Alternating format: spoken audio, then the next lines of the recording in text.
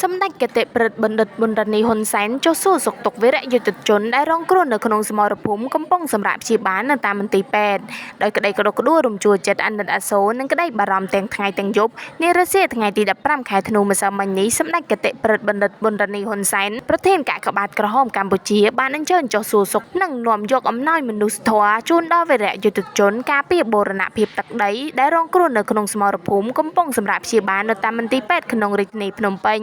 សម្ដេចគតិប្រិទ្ធបណ្ឌិតប៊ុនរ៉ានីហ៊ុនសែនតែងតែមានក្តីបារម្ភខ្វល់ខ្វាយគ្រប់វិនាទីដោយមិនរំលងនោះឡើយចំពោះសុខទុក្ខរបស់បងប្អូនវីរយុទ្ធជននិងក្រុមគ្រួសារព្រមទាំងប្រជាជនរងគ្រោះនិងងាយរងគ្រោះបំផុតដែលជួបប្រទះនៅទុក្ខលំបាកព្រោះថាទុក្ខលំបាករបស់បងប្អូនប្រជាជនទាំងអស់គឺជាទុក្ខលំបាកផ្ទាល់របស់សម្ដេចគតិប្រិទ្ធបណ្ឌិតប៊ុនរ៉ានីហ៊ុនសែនក៏ដូចជាឋានៈដឹកនាំគ្រប់លំដាប់ឋានៈផងដែរស្ថិតក្នុងក្តីក្តុកក្តួលនេះសម្ដេចគតិប្រិទ្ធបណ្ឌិតបាននាំមកនៅរាជបណ្ដាំផ្ដាំផ្ញើសួរសុខទុក្ខក្តីអាណិតអាសូរពីសំណាក់សម្ដេចព្រះមហាក្សត្រីព្រះវររាជមាតាជាតិខ្មែរជាពិសេសការកោតសរសើរស្ញប់ស្ញែងចំពោះទឹកចិត្តដ៏អង់អាចក្លាហានហ៊ានពលិកម្មគ្រប់បែបយ៉ាងដើម្បីបូរណភាពទឹកដីដ៏កំសត់របស់យើងនិងសូមជូនពរដល់វីរយុទ្ធជនគ្រប់រូបសូមឆាប់បានជាសះស្បើយឡើងវិញវីរយុទ្ធជនទាំងអស់និងក្រុមគ្រួសារមានសេចក្តីរំភើបរីករាយឥតឧបមាបានថ្លែងអំណរគុណយ៉ាងជ្រាលជ្រៅបំផុតចំពោះសម្ដេចគតិប្រិទ្ធបណ្ឌិតប៊ុនរ៉ានីហ៊ុនសែនដែលជាមេដាមនុស្សធម៌តែងតែគិតគូរពីសុខទុក្ខលើកទឹកចិត្តនិងផ្ដល់ក្តីសង្ឃឹមដ៏ធំធេងដល់ប្រជាជនគ្រប់រូប